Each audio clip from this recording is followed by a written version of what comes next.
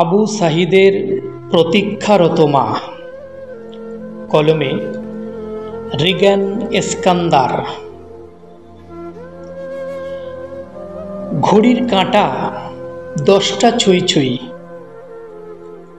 মা তার সন্তানের লাশ সামনে নিয়ে বসে আছে, কারণ ছেলে তার বলে গেছে ফিরতে একটু দেরি হবে। 10টা বাজবে মা। মা এই মৃত্যুকে বিশ্বাস করে না। মা বিশ্বাস করে 10টা বাজলে রংপুরে মূলত সকলকেই ফিরতে হয়।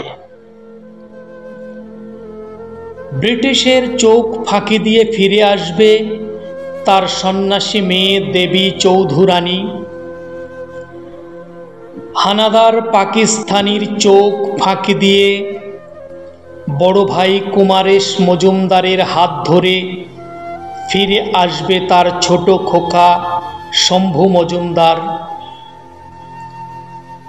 আর স্বাধীন বাংলাদেশে পুলিশের চোখ ফাঁকি দিয়ে ফিরে আসবে তার সন্তান শহীদ আবু সাঈদ।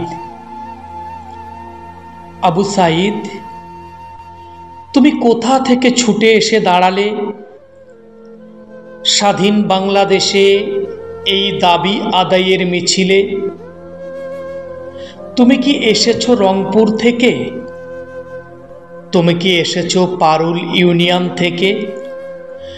তুমি কি এসেছো সন্ন্যাসী বিদ্রোহ থেকে? তুমি কি এসেছো গুপ্তপাড়া থেকে? তুমি কি এসেছো স্বাধীনতা আন্দোলন থেকে? তোমার ডেথ সার্টিফিকেটটি দেখলাম। তুমি এসেছো রংপুরের পীরগঞ্জ থেকে। পীরগঞ্জ থেকে উড়ে এসে প্রজাপতির ডানার মতো দুহাত বুকের দুদিকে মেলে নিয়ে রাষ্ট্রীয় বন্দুকের সামনে তুমি সিনা টান টান করে দাঁড়িয়ে গেলে। আর সারা বাংলাদেশ দেখল দাবি আদায়ের মিছিলে আমাদের বিশ্ববিদ্যালয়গুলি জড়ো হয়েছে। আমাদের কন্যা দেবী চৌধুরানী, আমাদের বিশ্ববিদ্যালয়গুলো জড়ো হয়েছে। আমাদের ছোট খোকা শম্ভু মজুমদার, আমাদের বিশ্ববিদ্যালয়গুলি জড়ো হয়েছে আমাদের সন্তান আবু সাঈদ। ঘড়ির কাঁটা 10টা ছুঁই ছুঁই। মৃত সন্তানের লাশের পাশে বসে সন্তানের ফিরে আসার জন্য অপেক্ষা করছে আবু সাঈদের মা।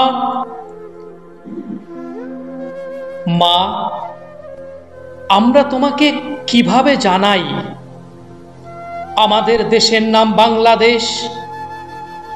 আমরা একটা দেশ গড়তে চেয়েছিলাম, শাসকরা একটা রাষ্ট্র বানিয়ে ফেলেছে। তবে একটি কথা তোমাকে জানাতে পারি মা, ছাত্রদের মিছিলে যখন রাষ্ট্রীয় পুলিশ গুলি চালালো, বাংলার পতাকা যখন লাল রক্তে ভিজে গেল, প্রজাপতির বুক ভেদ করে গেল রাষ্ট্রীয় বুলেট, ঠিক সেই সময় মাটিতে লুটিয়ে পড়তে পড়তে বলে গেছে তোমার সন্তান, আমাদের ভাই আবার জন্ম নেব মা, প্রতীক্ষা করো। 71-এর যুদ্ধ হয়েছে, কিন্তু যুদ্ধ করার মতো সন্তান প্রতি সকালেই কিছু না কিছু জন্মায়। এই বাংলার মাটি বড়